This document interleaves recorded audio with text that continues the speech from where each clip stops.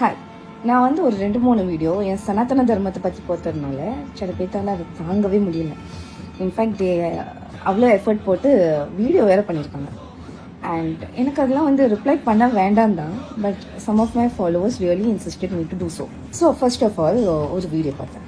அதில் வந்து தம்பி என்ன சொல்லியிருந்தாருன்னு, நீங்கள் சொன்னதெல்லாம் ஸ்டோரி அப்படின்னு சொல்லியிருந்தாரு.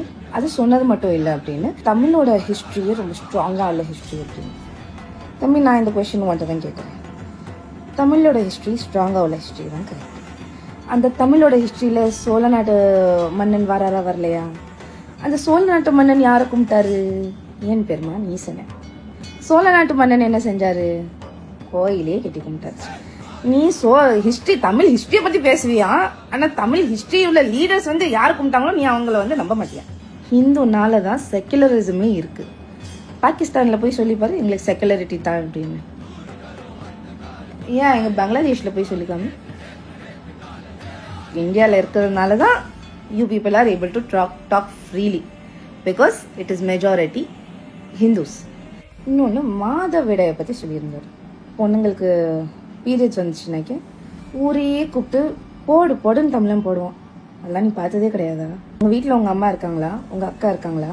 பீரியட்ஸ் இருக்கும்போது அவங்க ஒரு நாள் கூட டயர்டாக இருந்து நீ பார்த்ததே இல்லை. வயிறு வலிக்கு அப்படின்னு சொல்லி நீ பார்த்ததே இல்லை.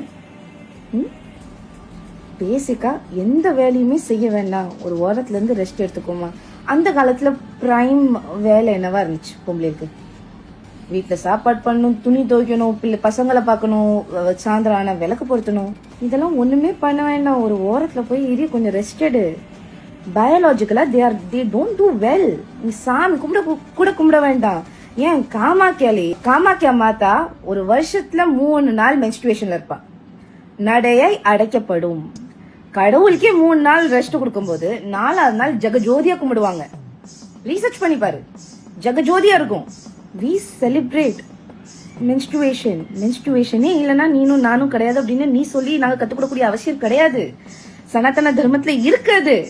காலனைசேஷன் வந்ததுக்கு அப்புறம் தான் இவ்வளவு தூரம் கன்ஃபியூஷன். அப்படி பாபரி மஸ்ஜித்தை வேற பத்தி பேசினா. சரி, நான் என்ன கேக்குறேன், உங்க அப்பாவோட ஒரு நிலம் இருக்கு.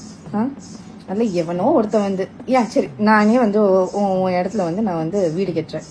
நீ என்னை பற்றி சும்மா இருப்பியா? என்னை கெட்ட விடுவியா? இதே தானப்பா இங்கே நடந்துச்சு. இதுல இந்த 3 கோஷ்டி வேற தமிழ் தமிழ் தமிழ்.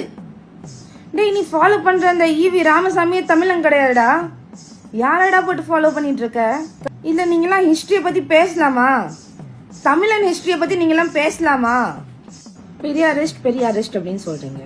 பெரியார் வந்து கர்ப்பப்பைய தூக்கி வீசணும்னு சொல்லியிருக்காரு.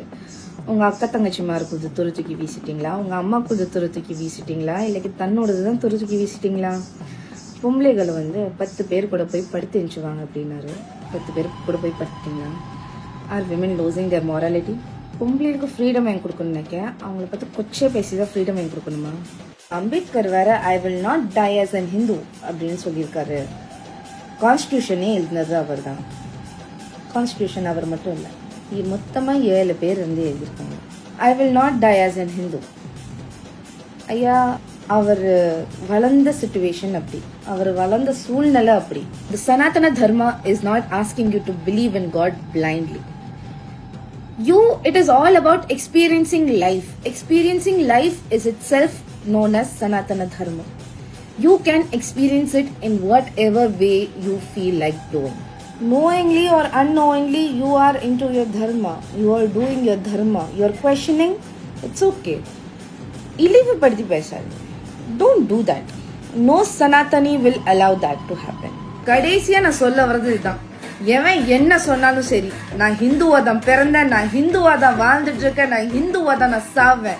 நான் ஹிந்துவா இருக்கிற ஒரே காரணத்தினால நீ என்னை தீய வச்சு கொளுத்தினா கூட என் உடம்புல இருக்கிற சாம்பல் மகாகால் உஜ்ஜயின்ல நடக்கிற பஸ் மார்த்தில தெளிக்கப்படுற சாம்பலா நான் இருக்கணும்னு ஆசைப்படுறேன். வெற்றிவேல் வீரவேல், ஜெய பாரத்.